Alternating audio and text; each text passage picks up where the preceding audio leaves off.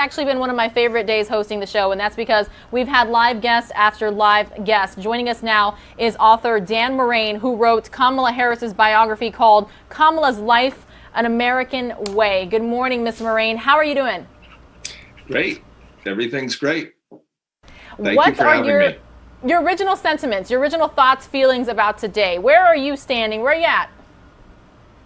Well, Kamala Harris is a transitional figure. She was a transitional figure in California. She will be now a transitional figure for the nation.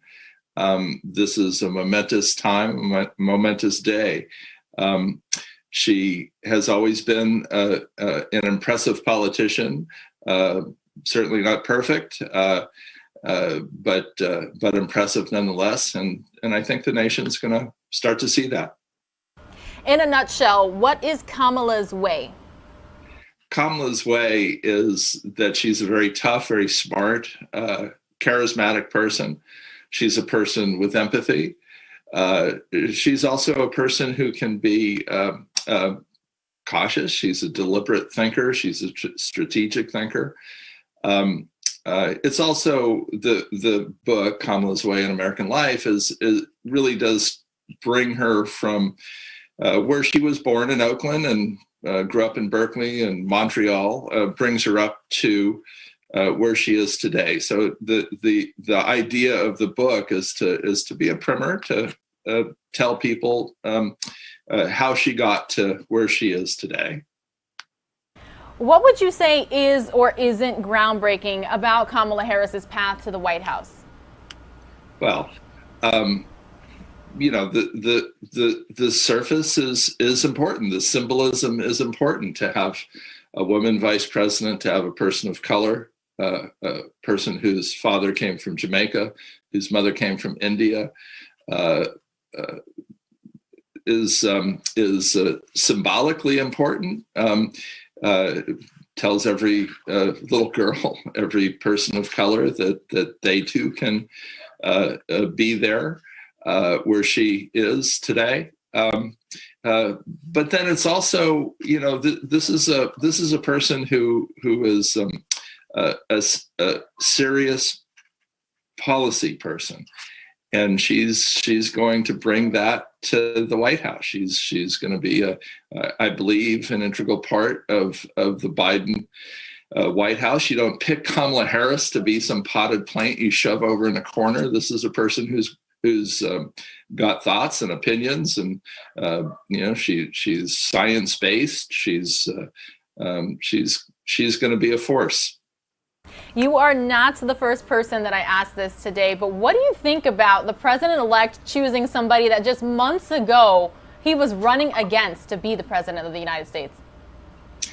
Well, there's a long history and tradition of presidential candidates picking some of their chief rivals. I mean, President Reagan picked George H.W. Bush, and they went at one another during the campaign.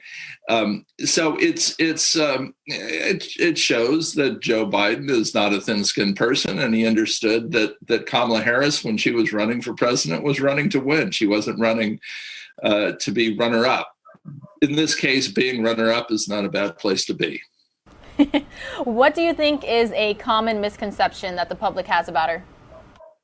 Oh, I think that people on the right view her as a radical. She's not. This is a woman who spent a lot of time being a line prosecutor in Alameda County, Oakland, and then was a prosecutor in San Francisco. She put people in.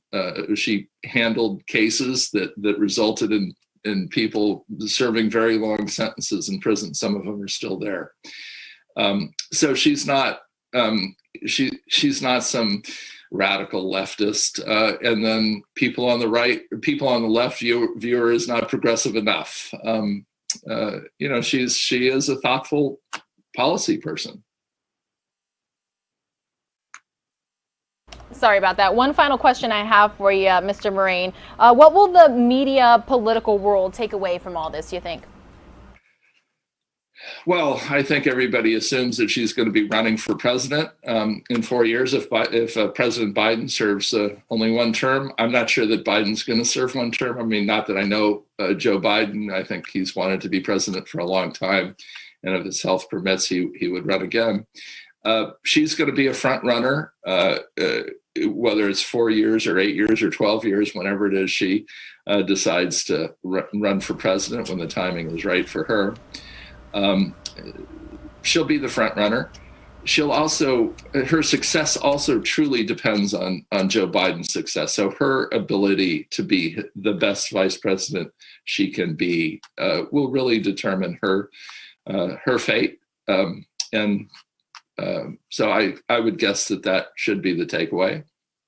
So you're essentially saying this will not be the last, these next 4 years, if anything is just going to ramp up, it will not be the last times that we see Kamala Harris. You know, I wrote the first biography. It's not going to be the last biography of Kamala Harris. She's now beginning to be the stuff of history, and you know, biographers much better than me are going to be looking at her in the decades ahead. All right, author Dan Morain, thank you so much for joining us this morning here on News Now from Fox, and maybe we will be speaking again in the future. Thank you so much. All right, everybody, we are now taking a live look at Capitol Hill.